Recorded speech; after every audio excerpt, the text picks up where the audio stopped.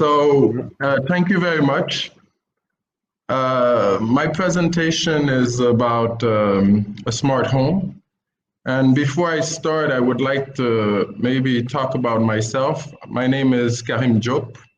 I'm the founder and CEO of a housing company called Sagem in Senegal. We built about 2,800 homes over the last 19 years. And I'm very passionate about affordable housing, but also about archaeology.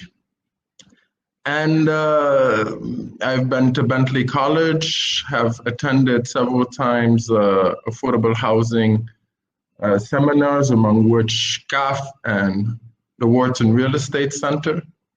And when you talk about affordable housing, the main issue is this amazing equation of how to get all the bricks together. So about 3 years ago, we asked ourselves, is it possible to create the world's most affordable, smart, sustainable house or home? And so we embarked in a journey to do research and basically start from scratch. After building 3,000 homes, we learned a lot of lessons, and what we learned is basically to achieve this goal, you have to start with a ratio. You have to start with a system that basically enables the whole value chain to make sense. So I was lucky enough last year to be chosen among the 350 experts by Lafarge Holcim Forum. And we were able to meet a lot of experts and a lot of specialists and architects, among which Sir Norman Foster. And he had said that you need to look into the past to have a better understanding of the future. And so during that time, we were in Egypt, and I was able to visit my passion, which is basically the ways in which ancient civilizations have used technologies to build amazing buildings, among which you take the Giza Pyramid, which is one of the most ancient and amazing buildings. And behind that amazing building, you have great technology. First of all, you have the golden ratio, 1.618, which is the basis of a lot of great building in terms of combining aesthetics with efficiency. And already in minus 2,400, the Egyptians were using that golden ratio to build the Giza Pyramid, but to build also all types of great artifacts.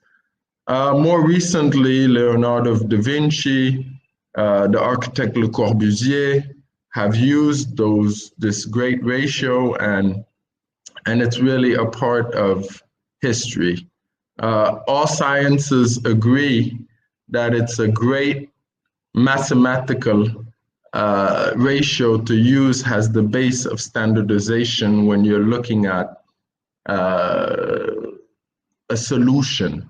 Because when you talk about architecture, you talk about geometrics and you talk about basically algebra. And so we wanted a ratio that all religions agree upon.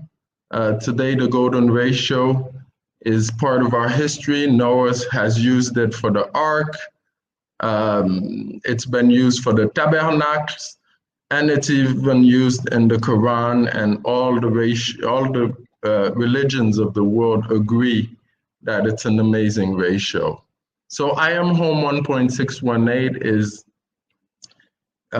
takes its roots in these basic principles. We've been all around the world trying to better understand how this ratio works. And of course, it brought us to Italy, where Leonardo da Vinci has also used this great ratio. But until now, this ratio has been used mostly for great monuments, great castles, great temples. And we thought it would be interesting to use this amazing ratio and this amazing number to build a small home for the basic people of the world and share this amazing secret with the rest of the world. So just to keep going on our philosophy of this ratio, today the housing value chain equation is a combination of architecture, accounting, finance, you need a mortgage. And also we believe that digitalization and quantum computing will be an important part of solving this equation. We are in a world where digitalization is becoming a bit more and more part of our lives. We saw it with COVID. And so we believe that 1.618 is a strings line between these different mathematical disciplines. In terms of accounting, the Fibonacci and the father of mathematics and double book accounting, Luca Pacioli, is a good example of the golden ratio and its use in finance. Mortgage is an important component. We've been lucky enough, like I was saying, to be part of a network of learning. And we believe that already in 2008, we had been to Johannesburg. That's the first time we met the CAF team. And we were lucky enough to be a part of the teams that learned from Wharton Real Estate Center, which is for us a source of knowledge. So we are always looking for technology and knowledge to build that home. And I'm sorry to go into all this. I know it's a very unconventional presentation, but to understand our way of thinking, I had to go through all this. So the result is an affordable, smart, elegant home, which really uses human movement DNA as the basis of its analysis. And to make an affordable house smart was for us making it in a dimension where the families who live in it would feel comfortable. So the home is also multifunction and extendable. And the home can be a family living space, a co-working home shop. Home shop is, I'll talk about it later. A co-living space, Airbnb, what people would call in the US apartment or backyard, ADU. And my favorite, a home garden farm and wall gardening, because it's very important. So not to forget that a home is part of a habitat and part of a city.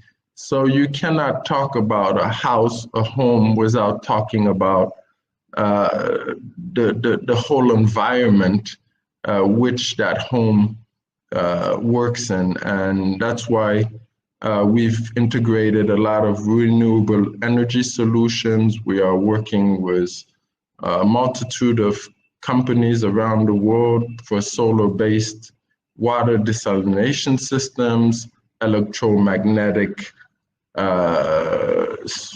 concrete stockage solutions, and many other devices that we believe are very important to meet the SDG goals of related to food, related to water, related to energy. So we built the first prototype about a year ago. It's a 90 square meter home. We built it in 9 days and at less than $150 per square meter.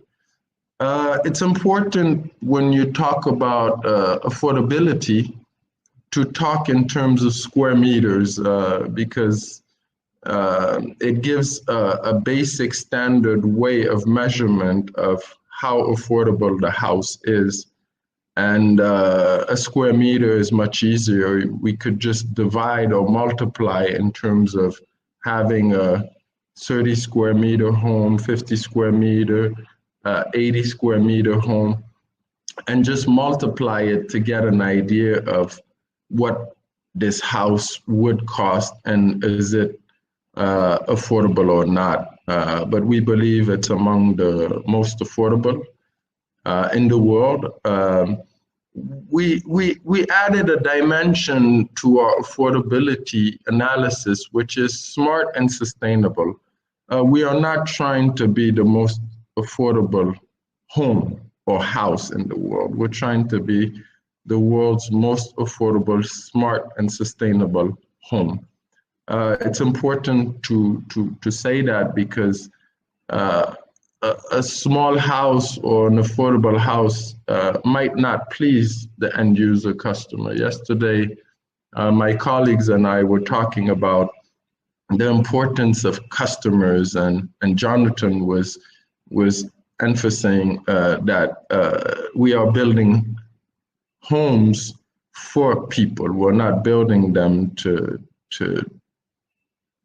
for ourselves or to achieve records. We are building them to satisfy a family and give these customers a decent, smart. And so the home is smart. We've added has options, different devices that are optional.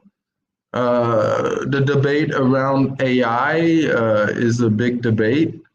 We've believed that coming from an African point of view, it's important to at least put it as an option. We believe AI can provide a lot of solutions. So we created Aisha, which is artificial intelligence for construction and housing automation. And we've integrated different devices to monitor the water use, the energy use, and just provide different solutions that will make us better utilize the house. So here's an aerial view of the house. You have a garden that's still being processed. So that's the first part of the presentation I'm doing. And now, the second part is mostly around sustainability. Sustainability for us is a very important component, and basically, we believe that to make a home sustainable, you need to be open enough to use different building systems and different building materials. As you go from country to country, you have different cultures, you have different habits, and it's important that you can adapt, and adaptability is an important component of I Am Home. So in terms of building materials, I'm from a background of a concrete specialist.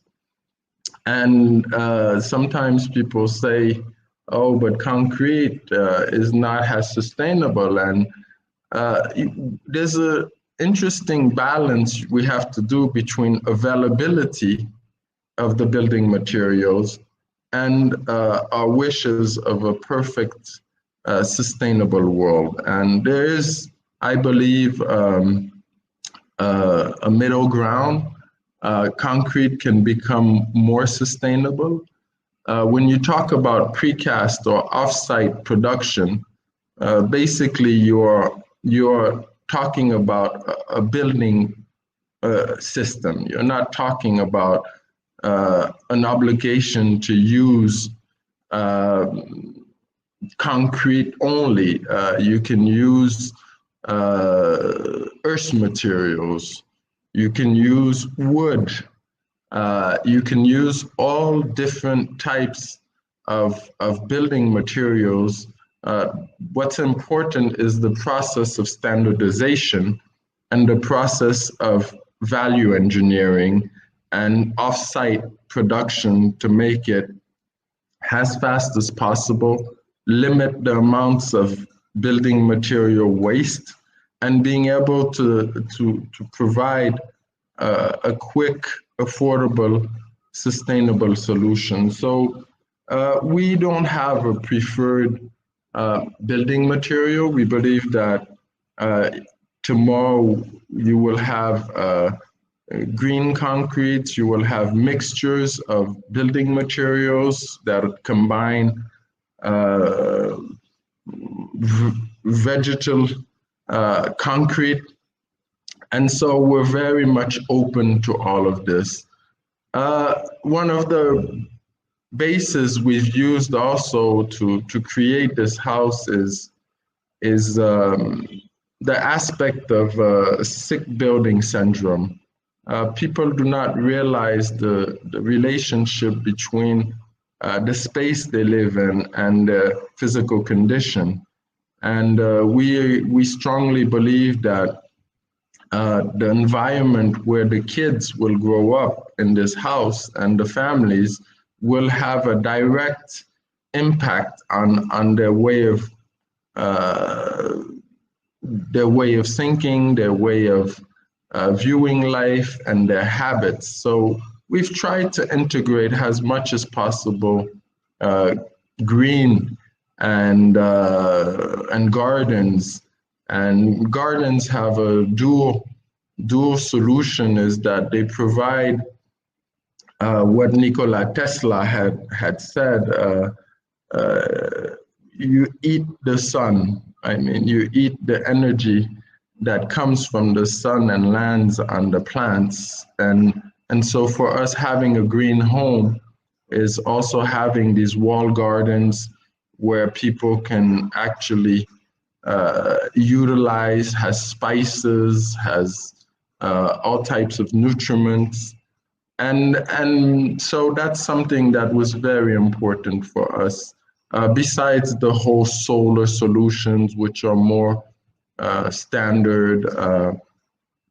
So we have partnered with an Italian research group, ARTRS, which really works with us on what we call rare spaces and really people, what we call building related illnesses. And we have integrated all these solutions so that the quality of the environment is at its best while providing maximum energy performance of the house. When you talk about the quality, you have the air quality, you have the electromagnetic quality, you have the water quality, you have the light quality, the material quality, the indoor climate. And all of this makes the environment an ideal environment. ARTRS says something I really like, that the science of habitat should be a preventive medicine so basically, if you have a good house with a nice environment, nice frequencies, you will have less chances of getting sick. And with COVID-19, we've really seen the importance of having a very good air quality, because the virus works into those fields, and more air quality will be at the center of spaces and of homes, and it's something we are looking at very closely. So we talked about geo quality, sound quality, water quality, indoor air quality.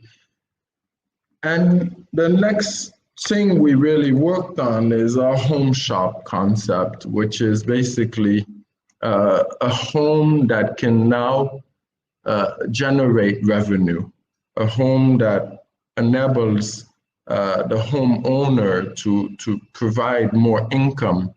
And also with COVID-19, we've seen that the notion of working from home is becoming more and more a reality. As we speak, European countries are confined and people are at home again. And the home corporation or the home enterprise, I prefer the home micro enterprise. We all know that great companies have been built from garages. And so we believe that having a shop in the house provides that option of another revenue income stream to pay the mortgage, because all these devices, may it be energy efficiency or having a home or transforming a room or a story into Airbnb, is to help the homeowner generate revenue to be able to pay back its loan. So these are some things we really enjoy. This is the first prototype of our home shop. And so that's basically the different things we try to integrate. My own company is called Sagem. It's a precast factory. Here's about on 1.5 acres. I've put in links on the other side for people to view. I am chairman and founder. It's a family-owned company. Was record on this company for 2,400 homes, but we're involved also in other joint ventures. Our last big solution was to build 45 kilometers of walls. And even though walls, I say that because walls are a component of housing. So the more walls you can build, and the faster you can build them, especially with and walls that can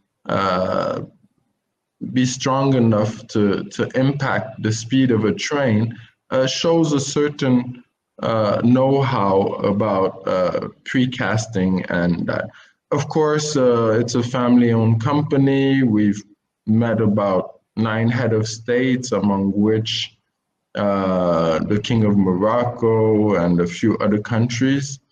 Our big issue was mobility. We believe that mobility was an important component, as our factory was basically a fixed factory. And every time I would meet these head of states, they would say, Karim, can you do this for us in another country? And I would say, oh, I would be stuck because my solution would be in Senegal. So I've teamed up with German and Austrian companies that are doing amazing things. The Undash Group, which is Doka, #2 in the world for precasting, has provided a new type of solution of mobile factories. And so we've been able to find that, to solve that problem of mobility. If you want to solve affordable housing, you will need a mobile solution. And that was one of the solutions. We also partners with German companies which use different types of building materials and building systems. So we are always looking for more and more solutions, devices. We don't believe that one solution can solve this major issue of affordable housing. And recently, I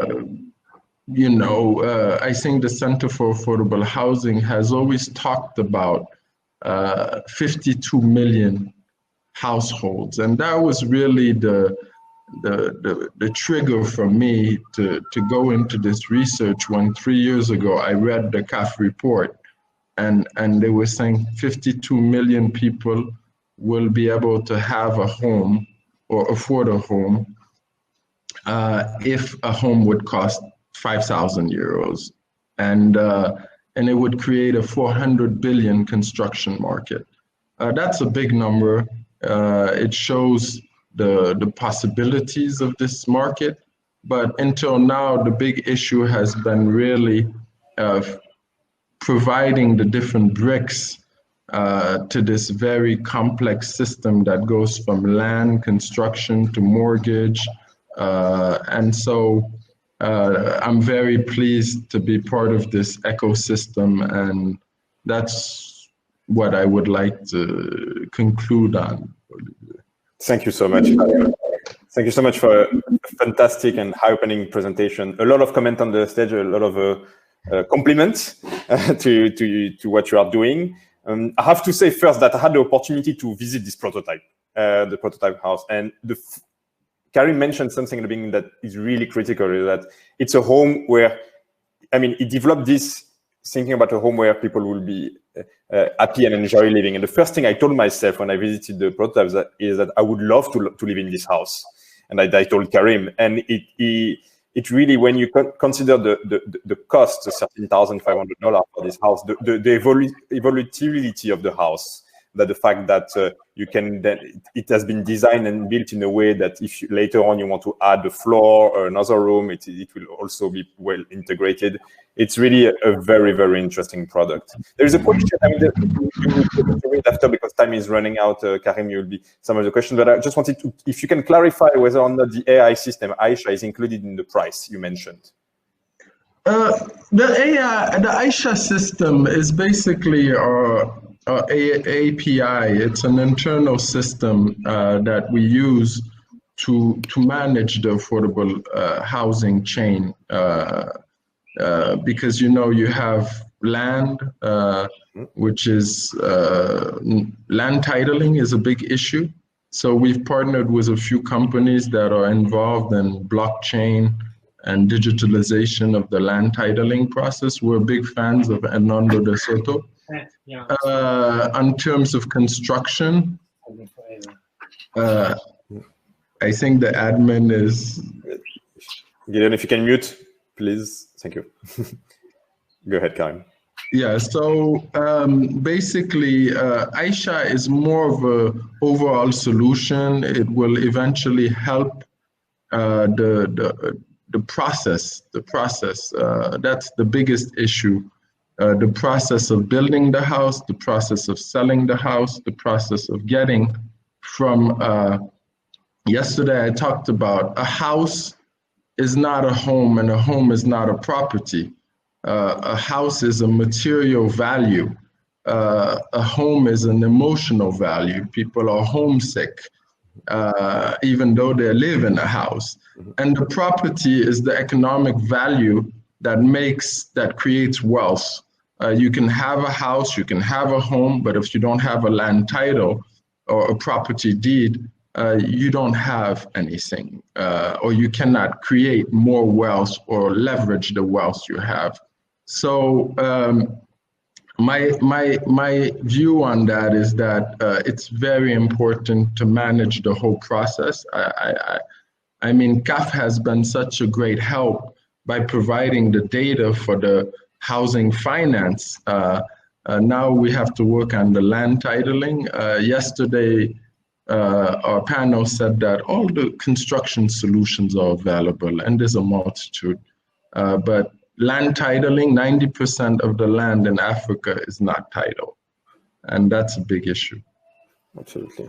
Thank you so much, Karim. A lot of food for thought. I'm sure the participant will like to interact with you further. I encourage all of you to do so. A participant mentioned the fact that while it's really getting more and more affordable, it's still expensive for the majority of the population. And this is true, but this is more a question now for the financier, right? I think people like Karim are doing their part in trying to put a product out there that is as sustainable and affordable, but now the finance needs to come in to be able to give those financing to the population. So to be continued. Thank you so much, Karim. Thank you so much. Thank you, and great show. Thank you so much.